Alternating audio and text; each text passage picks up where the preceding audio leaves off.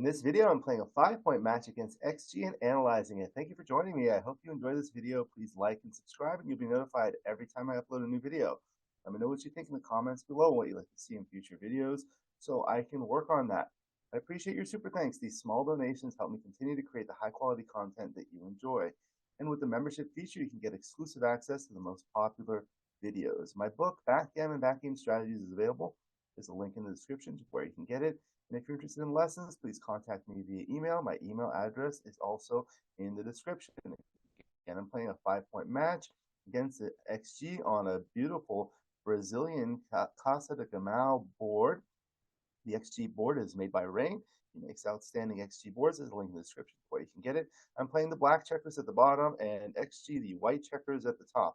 6-5 standard run, 2-1. So this is where you can slot against that. Double 6, 1 out and 3 down. Now I'm looking to hit 6-4. Okay, so I'm going to have to hit. I mean, I'd like to cover this, but then the 4, I really need to hit this one, despite the fact that it leaves a direct shot. 6-2 is awkward. 6-3. Okay, so there are some options. I can run here, but it leaves it does duplicate the 3s, but I don't really want to run because I'm behind in the race, although it does put a blot in front of the stripped midpoint, in which case this is somewhat protected because this would be hit with 3s. Also, rolls like 2-1 are duplicated, double 1. Alternatively, I can cover this and then bring the 6 down. I could also make this point on head. That takes away a tempo, but it makes a deep point and it kind of rather disconnects everything. It creates an overextended position with 2 checkers back, glued on the 24 point and a deep point here. That's not ideal. I think this one has merit, but I think that this is the better play. Okay. 3-2 makes the okay, so makes the 4 point, could have made the 5 point, but leaves a nice distribution of checkers there. Okay, 5-2. Can't move all the way out, and I don't want to split against all these checkers here. I can play like this and retain the midpoint, but I don't want to play that deep. At the same time, I don't want to break the midpoint. But this does create a spare here, so if white doesn't escape, I have decent chances to counter prime. So I'll try this one. 3-1. Okay, so now I'm going to need to do something. So there's 2, and I'm going to point on head. What else is there? I could do this and play there. That does prime. It duplicates my 2s. And I'm not going to want to make both points. This obviously leaves a double direct shot. So here, okay, double. Okay, so now I am behind this 5 prime. I'm barely ahead in the race, so it's very close. Do I have enough time to roll a 2, then 6s? Maybe. And also, white may roll a 1 and be blocked in, or a 3 without rolling a 5 or a 6. So is this gammonish? There may be some gammons, but I have most of my checkers back here. What happens in a gammonish position is you have to be more conservative in the takes at 5-way, 5-way, because a doubled gammon gets the opponent to the Crawford game.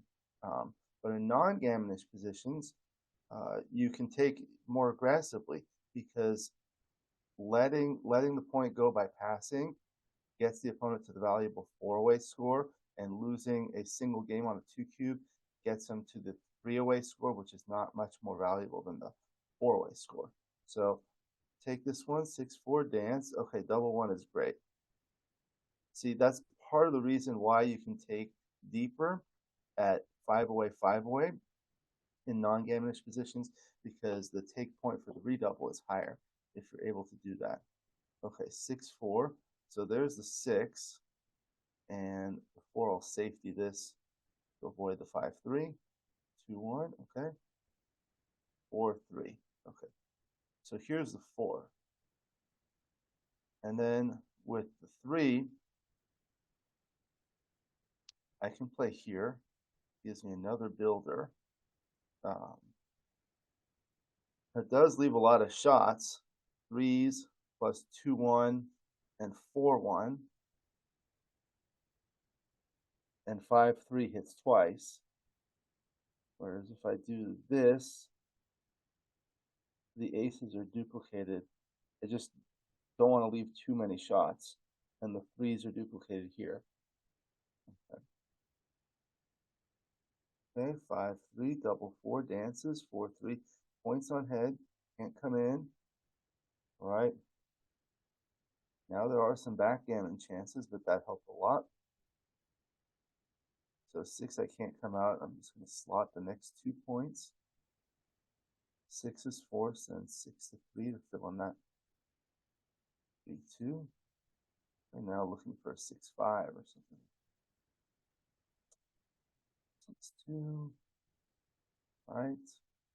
So now trying to save the gammon. 6-2. Yep. Double 1, 1, 2, 3, 4. I want this to bear on 5-point in case. Get something.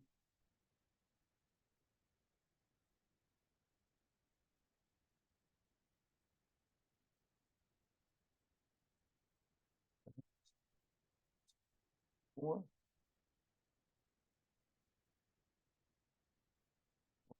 2, 3, 4. Wastes 1 pip, but it closes the board.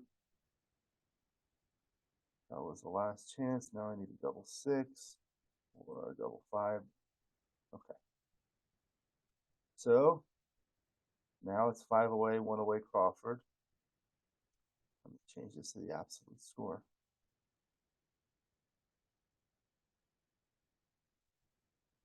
5-1. Double 4 is a good roll. So at 5 away, I'm at an odd away score. So getting a gammon will get me to another odd away score, which doesn't affect things too much. Getting to an even away score is good. So if I can win a backgammon, so here I can hit twice with all the checkers in the zone. 6-4. Just go for it again. Okay, double 3. So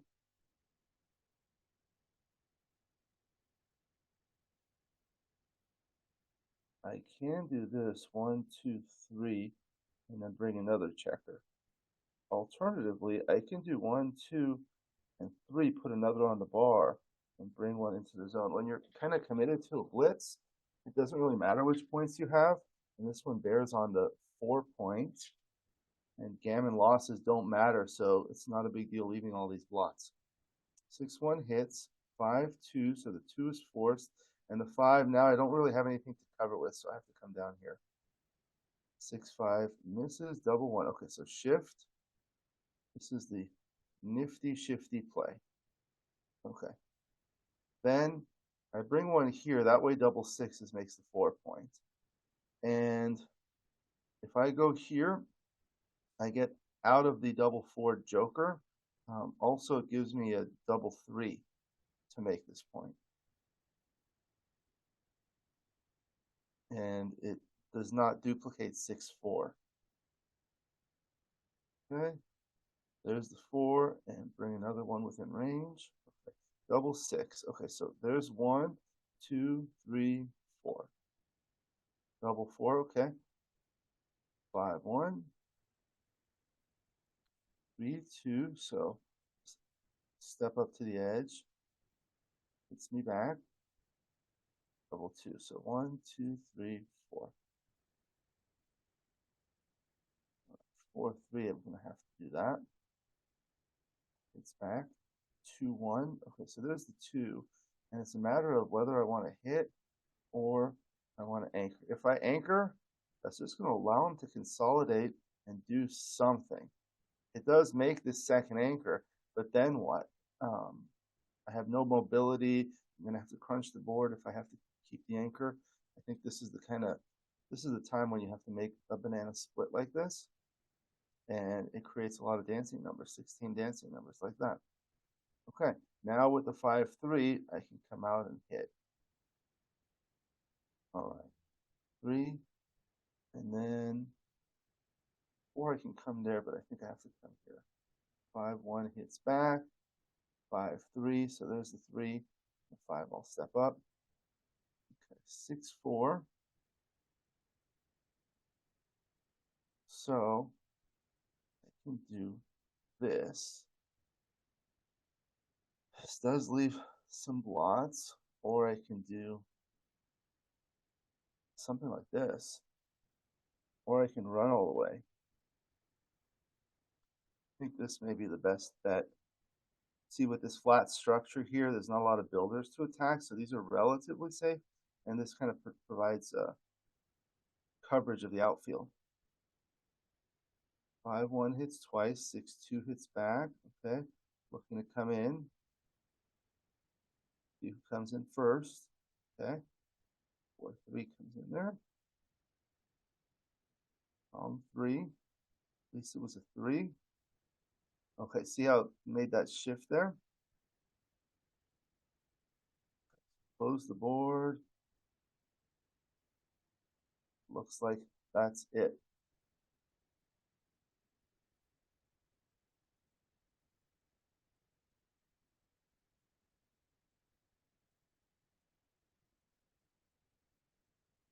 Now I'll analyze it. I always analyze all the matches I play. So here's the 2-1. This is where you slot against the 6-5 with the 4-1 and 5-1. You do not. So let's see. Put it on a new board here, like with a 4-1, at least for money.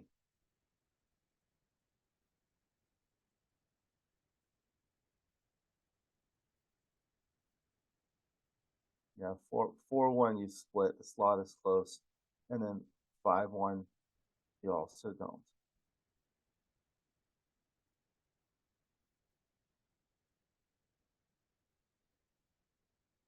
This is where you split. The thing about the 2-1 slot is this is the final position. So let's say he hits with like a 4-1 or a 4-3 or 3-1 or something like that, and leaves the blot here. You have good 6s from the bar to hit back. If you're going to be on the bar, 6s don't come in, so 6s will be useful. If they're useful elsewhere, that's good. When you play the 4-1 or 5-1, that's not the case. So that's the thing about the 2-1 split. That's part of the reason why it's correct to split for money and a lot of scores with an opening 2-1, also because it's a smaller roll. Okay, then the 6-4, I couldn't really do something like this. That leaves too many blots, and I didn't want to hit and split. This at least makes the point. I would have liked to have covered the 5 point, but I couldn't there. All right, then the 6-3, this is where I just wanted to cover, and then, yeah, these other plays were not close. I mean, you do want to start getting things moving. Yeah, you want to start getting things moving, but even this duplication of the 3s is not the right idea. Okay. Then the 5-2. So I played 2 down. That was an error. Looks like the right play was the hit and split that results in this position. This is something I didn't think of, but I should have, because one of the things that happens, let's show the original position. When you have 2 checkers back and a stripped midpoint, you really need to get things moving. So in the opening position, the major liabilities for each side are the 2 back checkers. You really need to get them going. And the midpoint serves as a resting point. That was kind of emphasized in Francois Tardieu's book, Backgammon Strategic Concepts. So this point serves as a resting point. If this point is not here, these 2 checkers are severely disconnected from the rest of the army, and it's really difficult to bring them home. So like after I did this, now white has full outfield control. How am I going to bring these things home? Um, the advantage of this play is that it takes away the tempo and allows me to step up. So it's harder. It's harder for white to have a lot of good rolls. So this is the resultant play after. This is the resultant position after the top play, and this is the resulting position after my play. This is the dice distribution for play A. The top play here, and then the selected play, which I made here. So this upper left panel shows the resultant equity after I make the top play and after each of the opponent's subsequent rolls. The cell in the upper left represents double one, 2, 1, 3, 1, and so forth, and there's an average on the right, and this is the exact same thing for the selected play. Now, these are color-coded such that blue is good, red is bad, and they're on the same scale. And the one on the lower left takes the difference. So it takes a value in a given cell in the upper right, and it subtracts that from the value in the corresponding cell in the upper left. So you see the differences. So you see the big swing rolls, and that's plotted here on a vertical bar graph. So here, blue favors play A, red favors play B. You see the big swings on 6-1, 3-1, 6-2, and this is how they play. So after the top play comes in with a 6-1 and it hits loose. So let's go here and let's look at this. So if white were to roll a 6-1 after this, the 1 is forced, and then the 6 comes in deep and he hits loose, leaves a blot. After this play, 6-1 just comes out. And then here, after this play, 3-1 makes the board. But after this play, can't do that. So the tempo prevents the opponent from meeting his objectives, such as making the 5-point. Additionally, we can look at the 2 rolls. So this is the same thing for the second roll. So you see there's big swings on like 6-3, 3-1. So if I make this play, I can cover it with a 3-1, 6-3, I can come out. But here, again, these are disconnected, so you run into problems. Okay. Then the double 4, yeah, that was the only thing I could do. And then this was a double from the bar, and it was a borderline pass on the rollout. So let's look at it on the other board. First thing I do is look at it for money. Okay, for money, it's a take. This is the plus plus. So let's see what it says on the plus plus in the match. 945. So rolled out, it got stronger. So it became a borderline pass, but it's stronger at this score than at money because the gammon value on a 2 cube is elevated. So this is how you do that. You go Control Alt K for cube, and the gammon value on a 2 cube is 0.655. So a gammon win is more valuable, but if you go to unlimited, it's 0.5. So what's happening here is there's lopsided gammons. It's a one-way gammonish position. Not huge, but like 18, 19% gammons, and those are more valuable than for money. So this is part of the issue that happened when I failed to split the back checkers. So let's see what happens if the opponent is 4 away. Now it's going to be a bigger pass, yeah, because the gammon wins the match perfectly. At 3 away, 5 away, or 5 away, 3 away, now it's still a take. And at 2 away, at 5 away, 2 away, it's a blunder to double. So you see what happens when you change the score. Okay, so let's say I'm 4 away and the opponent is 5 away. Now it's stronger, and this may roll out to be a pass. 4 away, 4 away. You have a recube vig, but there's just too many gammons. And when you were 4 away and the opponent is 3 away, now it becomes a take, and 4 away, 2 away, it's not a double. Yeah. Now let's say I'm 3 away and the opponent is 5 away. It's a pass, and at 4 away, 3 away, Probably a bigger pass. Yeah. At three away, you want to be careful because even the single win gets the opponent to the Crawford game. So it's kind of a combination of the single win, getting the opponent to the Crawford game, in addition to the gammons that win the match, albeit with 1 point of overage. At two away, three away, with the lead, it's going to be an automatic redouble for the match. But look at that. Comes out to a borderline double. And if I'm at two away, the dead cube take point is very, very low at two away, five away, but this is still a pass because of all the gammons. Yeah, and two away, four away, big pass, and two away, three away, it's a pass. So let's see, is there anything that could have made it better for me? What if I had one checker here? How much that does affect things? And look at that. That's big. That's a big difference. What if white had a stack there? That doesn't make much of a difference. But what if white had something like this? Now there's a blot there. Look at that. That's no double. And what if it were here? Also no double. Okay, so let's put it back there. And let's see what happens if I have that point. Now it's a double because I'm lower on timing. What if I'm split here? Yeah, now it's a big difference because now it's going to be harder. What if I'm here? Now it's a double, but it's not as strong. So the lesson here is it's strong because I lack the timing. If I brought this here, it's a bigger double.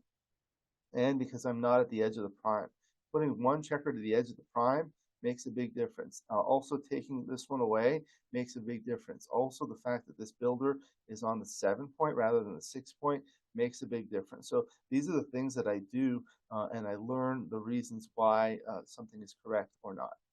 Okay, then the double one, that was a great roll. Just bring both to the edge. And with the 6-4, it come out and then come up. And the 4-3, okay, it looks like this one was a little better. It does give me an extra builder. So look at that. I don't lose too many more gammons because a 5-3 hits anyway, and a 4-3 hits anyway the other side. Okay, then I couldn't come in. And then the double two was a great roll. Come in with all of them. I was trying to save the gammon. And here, 7-6. Oh, it wanted me to kill the sixes. Yeah. Okay, and then here I just shifted and made the 1 point, and then 3-2, 6-2. But in these types of positions, you kind of want to break from the back. In general, 5-3, I ran. Nothing special here. I was just trying to save the gammon. Let's see.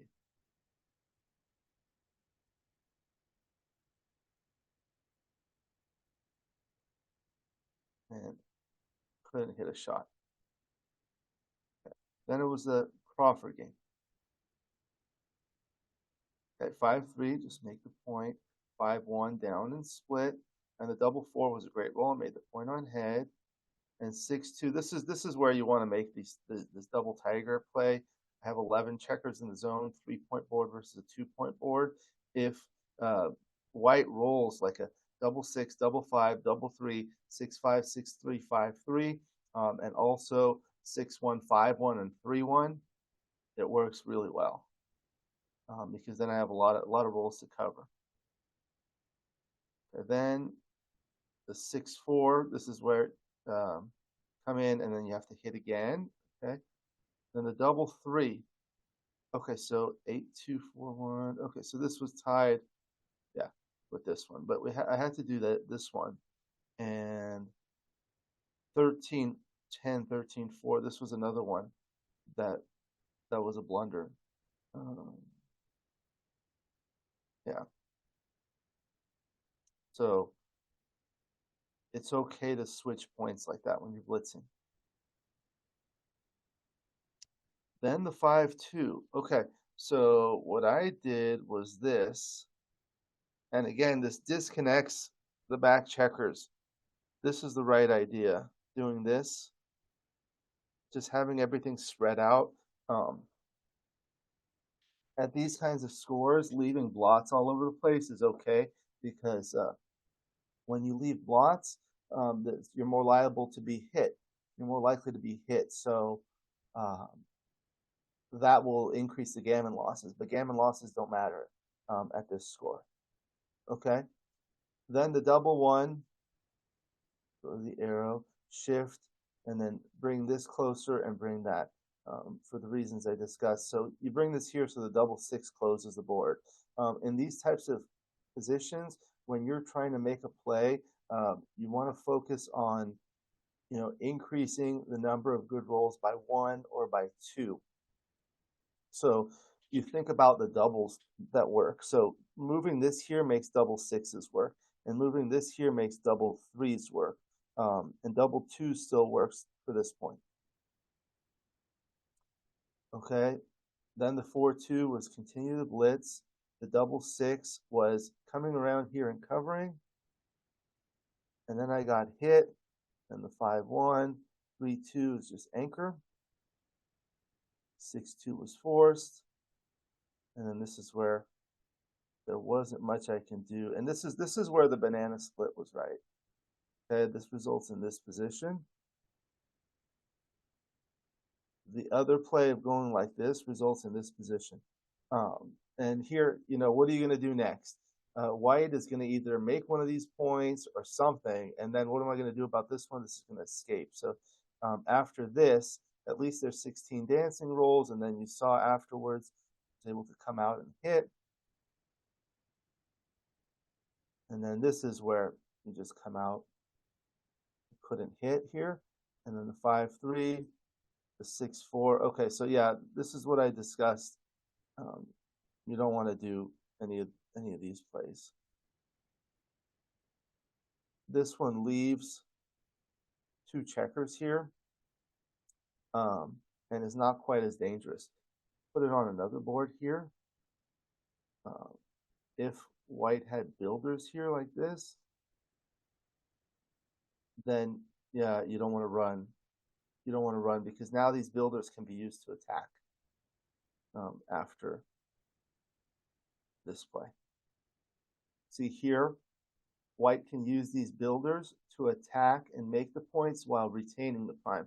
Whereas in the original position, after this play, if white wants to attack here, white would have to break the prime. Okay, so that's what you want to think about. Like extra spares will help with that. And then couldn't do anything. 4-3. There's not much I could do here.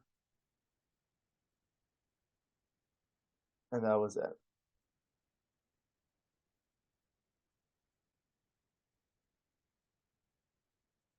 So that was another 5-point match against XG.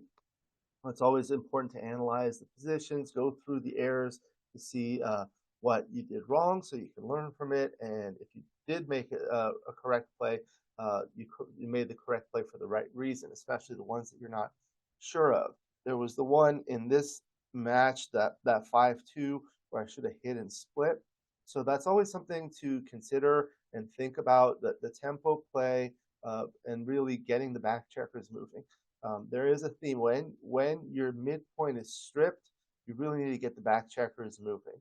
Remember, there was a seminar by Michi one time. He talked about gravity, and that's basically talking about bringing the back checkers home. That's the major source of conflict in backgammon from the opening position. Imagine you have the opening position. You have 2 checkers back for each side. Let's say each player opens with 2-6-5. So all the checkers are run to the midpoint, and now there's virtually no contact. The game is rather boring. So that's what gives the game the interesting aspect of it, and it creates the excitement.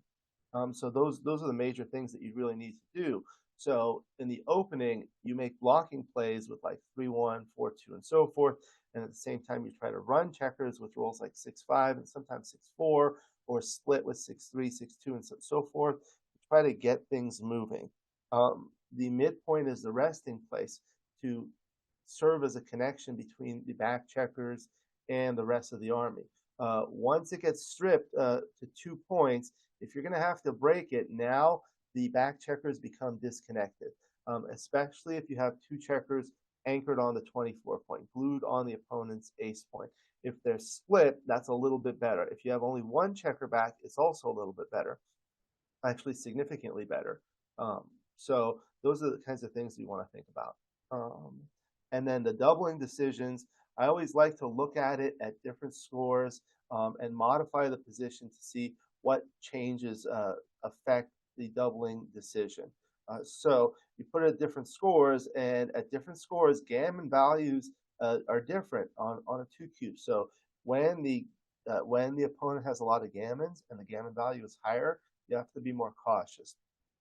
Or like when the opponent is 4-away. When you're at 4-away and you can win a double gammon for the match perfectly, that's really efficient. So the gammon value is high. So you have to be careful taking those gammonish positions. At 5-away, 5-away, it's somewhat interesting because the double gammon is valuable at 5-away, 5-away because it gets you to the Crawford game, which is not winning the match outright, but getting to the Crawford game is valuable because you're protected from the cube for one game, and that's a big asset. But if it's not gammonish, you can take more deeply at 5-away, 5-away. The reason for that is because the recubes at 5-away, 5-away, the take point is higher because you have to be careful. Again, on a recube, a single win will get the opponent to the Crawford game. So you have to be careful. And because of that, then you can take more deeply, more aggressively in non-gammonish positions at 5-away, 5-away. And then the other exercise that I did is move checkers one at a time, one here, one there, change the offense, change the defense to see what changes, what effects that will have on the position and the double take decision. So that was a 5-point match against XG. Thank you for joining me. I hope you enjoyed this video. Please like and subscribe, and you'll be notified every time I upload a new video. Let me know what you think in the comments below and what you'd like to see in future videos so I can work on that. I appreciate your super thanks. These small donations help me continue to create the high quality content that you enjoy. And with the membership feature, you can get exclusive access to the most popular videos. Again, my book, Backgammon, Backgame Strategies, is available. There's a link in the description to where you can get it. And if you're interested in lessons, please contact me via email. My email address is in the description. I look forward to seeing you in future videos. And until then, keep rolling your dice.